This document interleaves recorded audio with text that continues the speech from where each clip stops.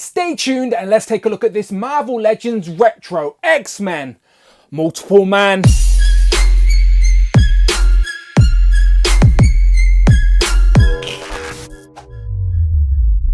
Pow, and welcome back to the channel, Dan Who Reviews. As always, my name is Dan W. Make sure you are following me on Instagram at It's Dan Who, and remember now you can hit that join button and become a channel member as well. Either show some love or join the members club. Much appreciated. Today we continue looking at the Marvel Legends X-Men Retro Wave. As in front of me we have Jamie Madrox himself, aka Multiple Man. And I don't know about you, but I can already feel that kinetic energy in the air, because I don't just have one, I have 3 multiple men. That's right, you can't just have one in the collection, that'd be ludicrous. You need at least a couple of these guys to demonstrate his ability. So we have Prime and a couple of dupes either side, as of course he can create complete replicas, complete clones of himself. So you need more than one on a display to sort of demonstrate his abilities. It's what makes him unique, and this is his original costume, how he debuted in the comics, and I will get into that shortly. But here he is on the glorious, nostalgic orange card back, and he does come with an interchangeable head, which is a must for this type of character. I would have liked 2 if I'm being greedy, but at least we got 1, and he also comes with an extra pair of hands as well. But for these type of characters where you can essentially army build to your heart's content, then the more accessories the better. More heads, more hands, all of that would have been great, but at least we get a few options. So there he is. Let's spin him around. On the back of the packaging you can see the other 5 figures in this retro wave, and of course you get a write-up that reads: Jamie Madrox, the Multiple Man, possesses the unique ability to duplicate himself at will. Of course he can. That's why I needed more than one. And again, for the people lurking at the back, before you jump into the comments, I brought mine from In Demand Toys. They are in stock right now. I also brought an extra one from Star Action Figures, okay? So I'll put the links in the description, but this whole wave is out right now in the UK. I brought it with my own money. Now, let's get him open. Here we have Multiple Man out of the packaging with his accessories, a set of hands and an extra head. Again, I would have liked more. Now, I will open another one, but I do want to keep one on card. So let's just call this one Jamie Prime. And before we break down the actual figure, I do want to comment real quick on his actual character design, as this is how Multiple Man debuted in the comics. This is his first costume. It was giant size Fantastic Four number 4 in 1975, where the suit that he wears contains his abilities, started to malfunction, and in New York he sort of got into a mini little battle with the Fantastic Four, but after Charles Xavier got involved, Reed Richards helped fix his costume, and then Charles took him away to help sort him out. So that was the sort of mini origin of Multiple Man. So this is his debut costume. We have had a recent Multiple Man in his X Factor look with the jacket, but this is his original look, and it is basically just a straight up repaint of the Sunfire body with a new head, and the head itself is simple enough. So nothing fancy and new here. It is a straight up repaint. We know what we're going to get, but it's a decent body mold, to be honest. Yes, it's got the pins, but it is overall a decent body mold for a base Marvel Legend with a decent amount of articulation. So it is what it is here, people. Nothing secret. It is just a straight up repaint of a new head. So let's zoom in. Starting off up top, it's just the blank expression head sculpt. They are using the digital face printing tech though, so it does look nice and clean, to be fair. And the mask is like sculpted around the face, if you see what I mean. So there is a little element of dimension there. It's not just like green paint painted on top of the face. There's a sculpt line for where the mask is. Then you've got a little bit of gold as well up top for the design, as he's got all those sort of discs all over him. And then around the back is just simple enough. You can see the ears poking through the sort of tight mask, but yeah, there you go. Nice simple facial expression, digital face printing tech, bit of gold up top. It is what it is. Next up, this second one is more of a snarling face, a little bit more character and expression in this one, a bit more angry, like he's not happy about what is about to happen. As the eyebrows are raised, you can see his teeth now, and you can see the cheeks. So it's nicely sculpted, and again, the mask is exactly the same, as you can see the sculpt lines around the face. And then other than that, it's exactly the same the whole way around. Both of the heads are the same, just different expressions. So let's bring it a side by side, and then you can tell me yourself in the comments which head is better, which one are you going to use. But if you're like me, you're probably buying at least 2 of these, so you can display both heads anyway. But they are the 2 different heads we get with this figure: plain expression and an angry one. And if you were wondering, yes, the unmasked head that came with the previous Multiple Man in the Apocalypse Builder-Figure wave does fit on this body. Of course it does. It's an unmasked Jamie Madrox head, and it works pretty nicely. So it does give you a third option if you are building multiple man in the collection. That works nicely, no problem. Taking a look at the rest of the figure, as I said, no secret, it is a repainted Sunfire body, but in the green plastic. And then the deco on top is like a sort of metallic-ish, yellowish gold, I guess. There's a bit of black down here for where the bout would be, but nothing on here is sculpted. It is all just deco, but it does have a little glimmer under my lights. You can see it shining there, and the bout is painted above the waistcoat, so you can still swivel the waist without breaking up that design. And they have added more paint into the ab crunch as well, so as you lean it back, it's still in there. As I said, it's like a metallic-ish gold. Now, all these discs throughout the costume design are there to help him absorb the kinetic energy he needs to duplicate himself. And as his costume has sort of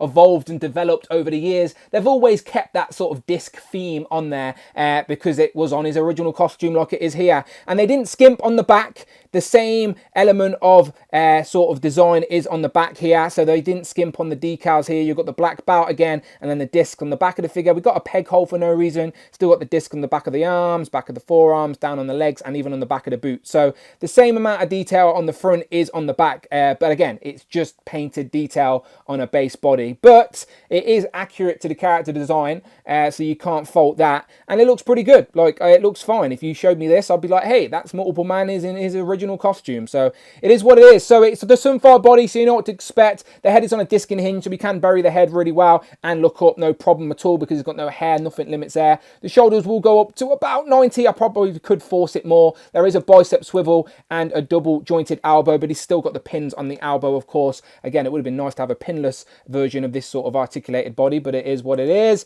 The butterfly joint's decent enough. He can get his arms all the way forward like so, like that, and then back as well. You really got to squeeze it, but they can go all the way back as well.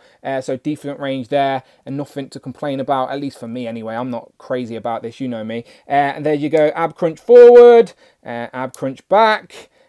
You've got the swivel at the waist, as I've already showed you. Thigh cut, the legs will go out that much. Forward, pretty far up as well. And then you've got the double jointed knees, and he will kick his own ass. Of course he will. You've also got a boot cut as well. And ankle pivot and rocker. So yeah, pins in the knees, of course.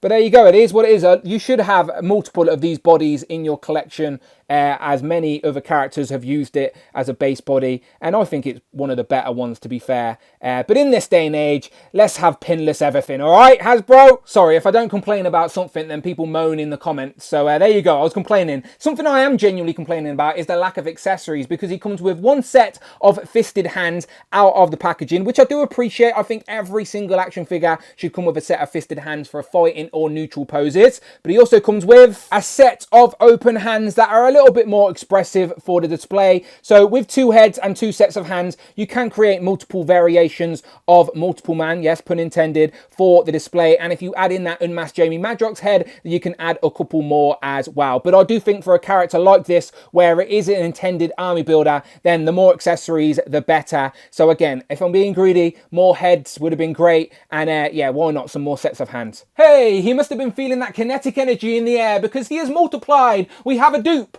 Now, I do want to keep one on card, but to be honest, I do think I'm going to buy another just to create some symmetry on the shelf. That is what I prefer, but I'm always curious of these type of questions. You let me know in the comments below, how many multiple men are you going to have for your display? Because as I said, this guy is limitless. As I said, he is the ultimate X-Men army builder. I always like symmetry, but some people like odd numbers, even numbers. I'm always curious. In an ideal world, not including pricing or anything like that, how many multiple men would you like in your collection?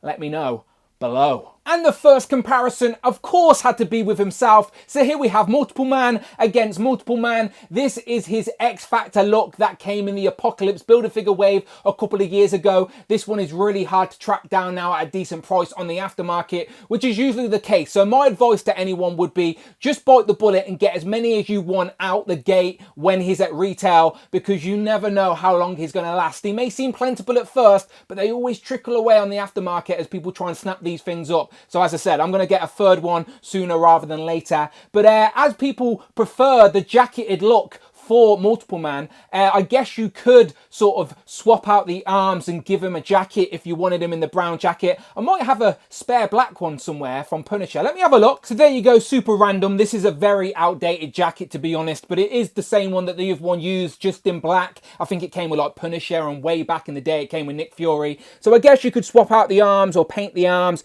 and give him a black jacket if you wanted to. As I said, he has had multiple variations of this look with the discs all over his uniform, with jackets, etc. So I do think there's a version with a jacket and a green uniform as well. So maybe you could make it work if you're into customizing, but I'm happy with the all green suit. As he debuted in a Fantastic Four comic, here we have 3 of the Fantastic Four compared to Multiple Man. And I found the 4th one. There he is, Ben Grimm, the Thing, compared to Multiple Man. I do think he was one of the first people to encounter Multiple Man in the comics as well. Let's throw in some X-Men villains, as we have Magneto and Mystique.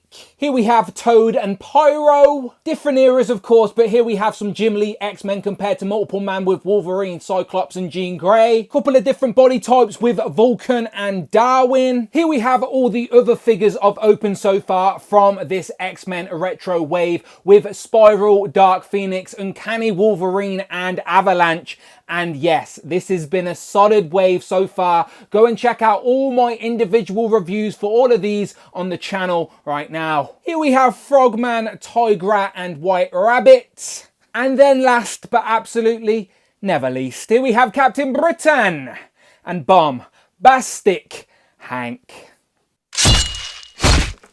So, final thoughts on this Marvel Legends Retro X-Men Multiple Man. Now, this guy is built to be an army builder, so go crazy, buy as many as you want. Just remember which one the prime Jamie Madrox is. But like I asked earlier, let me know how many you think ideal is for a collection. How many are you buying? It is pretty fun, as you can just straight up army build him and like display them all as one big pack on the shelf, or you could just sporadically place him all over the place in an X-Men collection and it would still make sense. He is a fun character like that, but you definitely need more than one to display his ability. That is like a rule, but it is a very accurate representation in plastic of his original costume design, which I'm sure people would appreciate the opportunity of picking up. But the figure itself is just a straight up repaint of an old body, but still an accurate representation of what the character is. I was just being greedy, and for these type of army builders, I do think multiple heads and hands are a must to add to some variety when you are buying multiple men. You know what I mean. But anyway, you let me know what you think in the comments below, as always. And if you like Marvel Legends, then honestly, trust me, you're in the right place. Check out the videos tab, find the playlists, but most importantly, please, hit that subscribe button. Hit all on the notification bell. Don't miss out on a video. And please, hit that join button. Become a channel member. Either show some love or join the members club. Much appreciated. You can follow me on Instagram at It's Dan Who. And I'm on Twitter as well. Tweet me, don't be shy, at Dan Who Reviews. And until then, people, my name is Dan W. And I will, of course, see you on the next one.